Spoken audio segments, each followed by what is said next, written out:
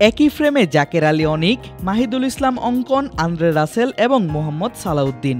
প্রথম দেখায় মনে হতে পারে রাসেলকে পেয়ে মুহূর্তটা ফ্রেমবন্দি করল বাংলাদেশের ক্রিকেটাররা। এমনকি জাকের আলী অনিকের ফেসবুক ক্যাপশনেও নেই কোনো কিছুর উল্লেখ। কিন্তু বিপিএল এর নিয়মিত দর্শকদের বুঝতে বাকি নেই কেন এই ছবিটি special. Andre Russell Bangladesh premier লিগের শেষ 2 আসরে খেলেছেন কুমিল্লা ভিক্টোরিয়ান্সের জার্সি গায়ে। সেই দলের বাকি 2 সদস্য জাকের আলী এবং মাহিদুল অঙ্কন। আর বিপিএল এর শুরু থেকেই দলের কোচ হিসেবে দায়িত্ব পালন করেছেন মোহাম্মদ সালাউদ্দিন। সময়ের পরিক্রমায় বদলে গেছে অনেক কিছুই। জাকের আলী অনিক এখন বাংলাদেশ জাতীয় দলে নিয়মিত। অভিষেক হয়েছে মাহিদুল ইসলাম অঙ্কনেরও। আর 1.5 যুগ পর আবারও বিসিবির কোচিং প্যানেলে যোগ দিয়েছেন মোহাম্মদ সালাউদ্দিন। আছেন জাতীয় দলের সিনিয়র সহকারী কোচ হিসেবে। তাই পুরনো সতীর্থ এবং সাবেক গুরুকে পেয়ে মুহূর্তটা ক্যামেরাবন্দি করল কুমিল্লা ভিক্টোরিয়ান্সের সাবেক এই ক্রিকেটাররা।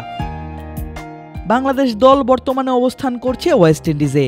খেলছে ক্যারিবিয়ানদের বিপক্ষে পূর্ণাঙ্গ সিরিজ। 2 টেস্টের প্রথম টেস্ট টাইগাররা হেরেছে 201 রানের বড় ব্যবধানে। দ্বিতীয় টেস্ট অনুষ্ঠিত হবে আন্দ্রে রাসেলের শহর জ্যামাইকার কিংস্টনে। আর নিজের শহরে অতিথিদের বরণ করে নিতেই যে তাদের সঙ্গে দেখা করতে আসেন রাসেল, তা আলাদা করে বলার অপেক্ষা রাখে না।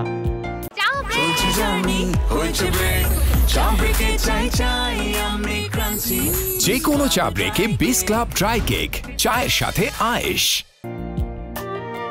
তবে তাদের স্মৃতি বিজড়িত কুমিল্লা ভিক্টোরিয়ান্সের খেলা হচ্ছে না 2024-25 আসরের বিপিএল।